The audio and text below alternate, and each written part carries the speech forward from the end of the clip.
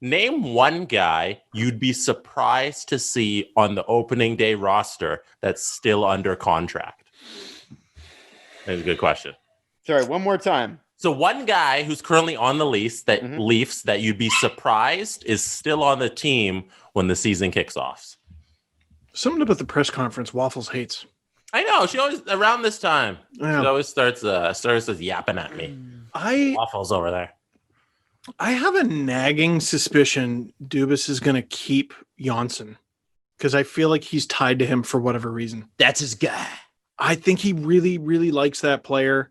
You're sort of selling low, frankly, on the, based on the season. Yeah, but I still think there's a flaw in that one because he makes $3.5 million, man. I know what you're saying. So does Kerfoot. So I think my answer is Kerfoot. I think he's more likely to deal Kerfoot. I think Kerfoot might even have higher value. But as I tweeted either yesterday or a couple days ago, I would much rather keep Kerfoot. I think he's more helpful because he plays center. I think he's more helpful on the penalty kill. He also helps on the power play. Whereas Janssen, they did use him sparingly on the penalty kill. They don't anymore. The net front presence on the power play thing, I don't think you need him for the first or second power play anymore because Zach Hyman proved to be such a good option. He did on the second power play unit. And they've tried him next to Matthews, and he's just not at that caliber. And the Hyman-Marner line seems to be there to stay. So then you relegate him to the third line, and I just don't think they can afford a $3.5 million third line winger. Center, much easier to stomach. Winger, no. So that's my argument, but my gut says Kerfoot's going. My gut is that Janssen's gone. And I think specifically for all the reasons Steve named, I think that, and Steve is absolutely right whenever he says that Kyle Dubas has his guys and he's loyal to his guys and Janssen's one of his guys. However, this is the offseason to be cold as ice. And Kyle Dubas needs to be cold as ice. And cold as ice means clearing that $3.5 million. And it doesn't mean that if Andreas Janssen's on a very good team next year that he won't do well. It doesn't matter. Even if he's on a bad team, he might do really, really well. This is not a bad hockey player. It's a 20-goal guy. But at the end of the day, can you afford to have a 3.5 or 3.25 or whatever it is $1 million winger? Steve, you just said it. No. And so to me, you're not trading at a loss when you're losing Andreas Janssen because you gain that $3.5 million to spend elsewhere. And specifically, you can get a $2 million winger who I believe could probably add the same amount of value, or you might already have it in terms of production with Nick Robertson. So can you put that $2 million towards Pat Maroon? Ilya Mikheyev is in there. Yeah, 100%. Well, and we don't know what he's going to be, but all the same, he exists. Troy Stetcher. Put it on defense. So I'm going to say Andreas Janssen is not a Leaf next year. It's a great question. Next question comes from Zuzarov.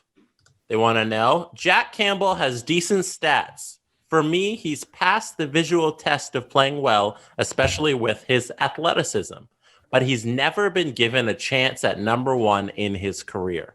With Khudobin showing after finally getting starts, would it be wise to start Campbell more? Okay, I'm glad that question was a problem until the last word. They had me at the beginning. They had me in the first half, not gonna lie. Man, he played 26 games last year, which is the second most he's played in the NHL in his entire career.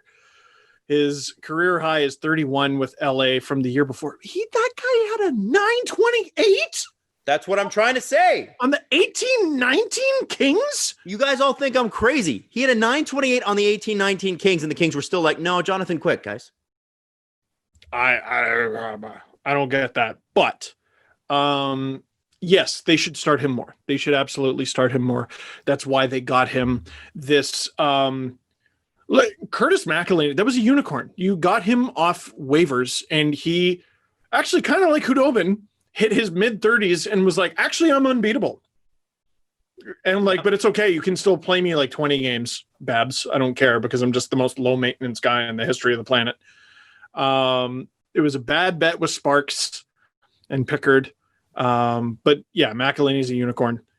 Yada, yada, yada. Campbell's got to play at least 30 games next year, no matter who's the starter. Even if Freddy falters – Might be good to wake him up and let Campbell start for a week or two. I think if Freddy is, I think going into training camp, if Freddy is still with the organization, and yes, I know Kyle Dubas said he would still be, but whatever. There's going to be competition for the starting job. Make no mistake. Yeah. There will be competition for the starting job for the first time in 4 years. I've been talking about Freddie Anderson and the plethora of goods you could get, all the assets you could get for him because of his unique contract, and he's only making $1 million. The Matt Murray deal today just slapped that right out of me.